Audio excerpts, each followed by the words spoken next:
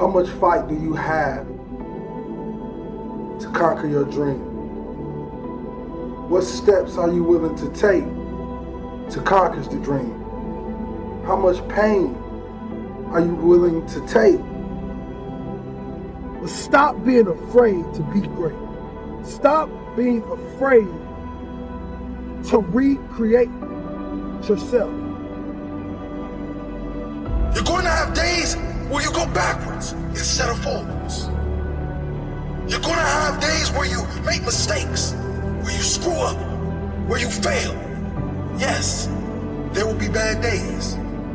But on no day will you give up. There will be no day that you will give in. There will be no day where you concede defeat. You're a warrior. And warriors never give in until the battle is won. So you accept the fact that you are afraid, and then you move on anyhow. Don't confuse movement with progress. So continue to strive, continue to have goals, continue to progress. Everyone seems to think that this world, this government, somebody owes them something. Nobody owes you shit. If you want something, go out there and get it.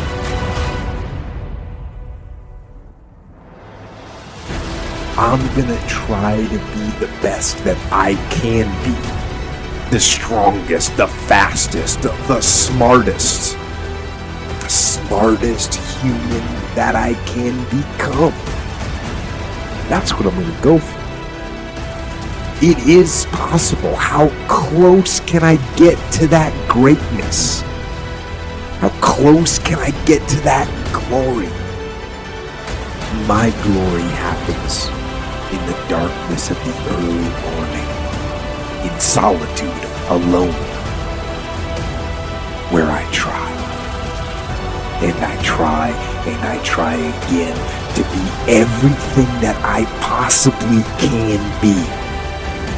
The best that I possibly can be. Better than I was yesterday.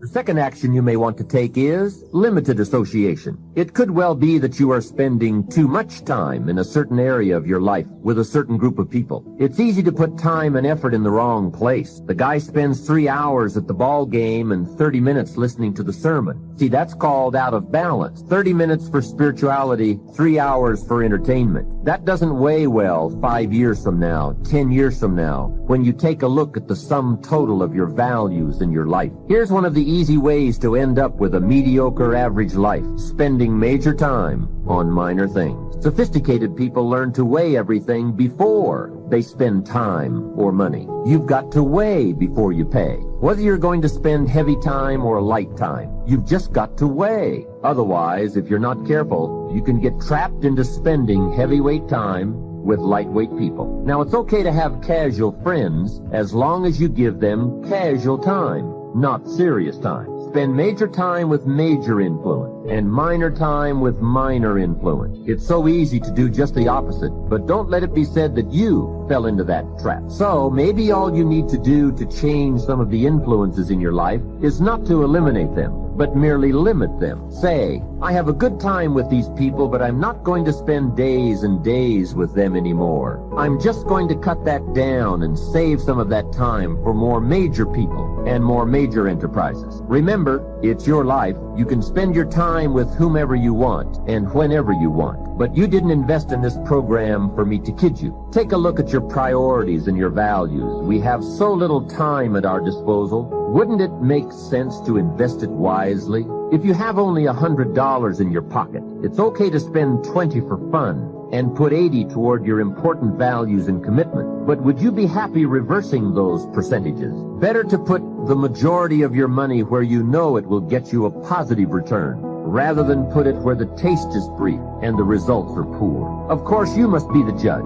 You must determine whether the situation and the people call for disassociation or limited association. But remember, if it isn't taking you where you want to be 5 years from now, 10 years from now is the time to fix it. The third process is the one I most strongly suggest you begin, and that is called expanded association. That is, spending more time with the right people, people of substance and culture, people who understand philosophy and discipline, people of accomplishment and character.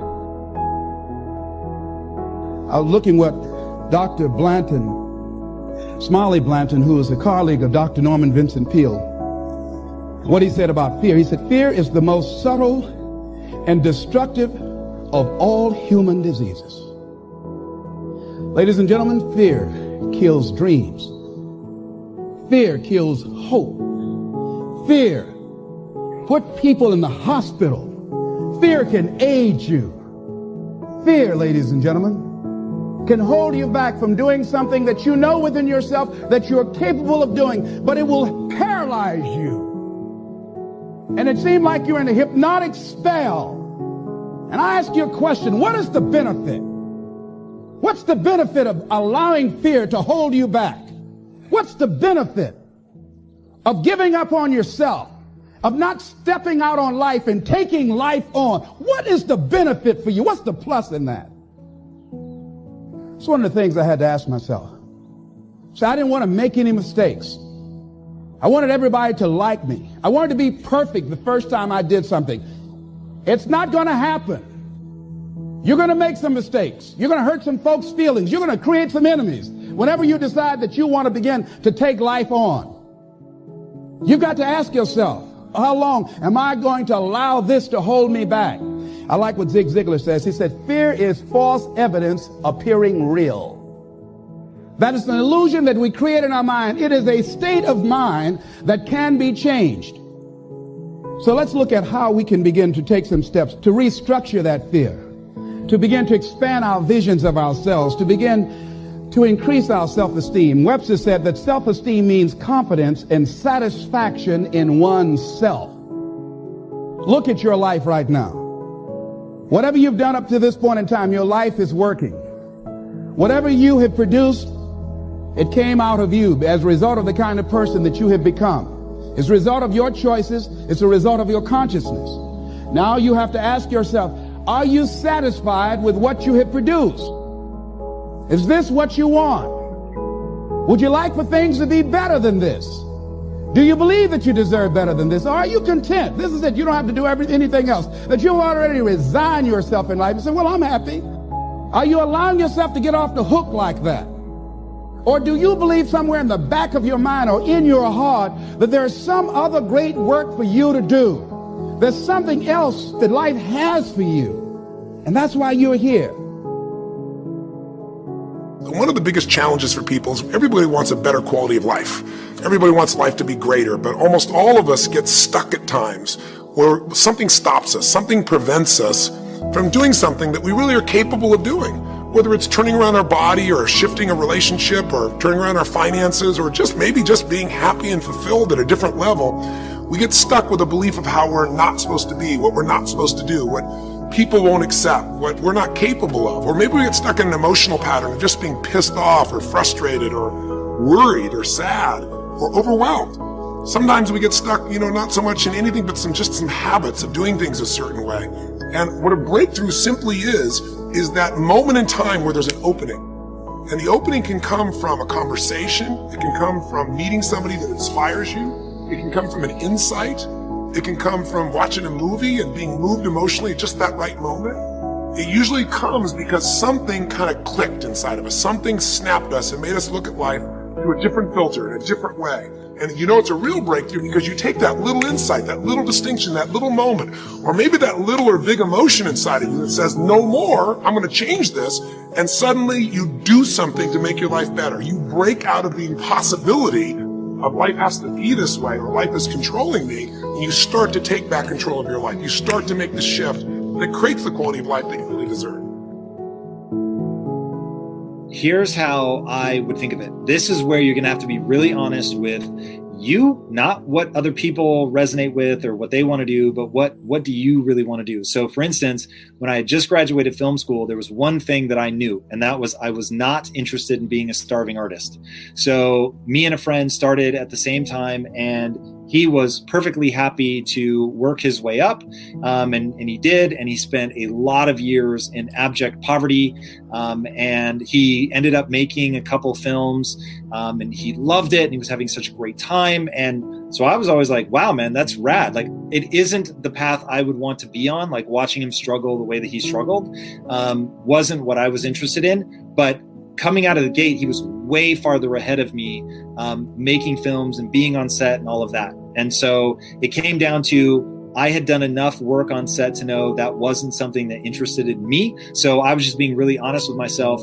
In the beginning, I was so obsessed with getting wealthy that really drove. And I mean, look, I'm sure you know my story. Unfortunately, it was a lot of years making stupid decisions just around money. Mm-hmm. And if I had to do it over again, what I would do is I would go to the person who's living my ideal life.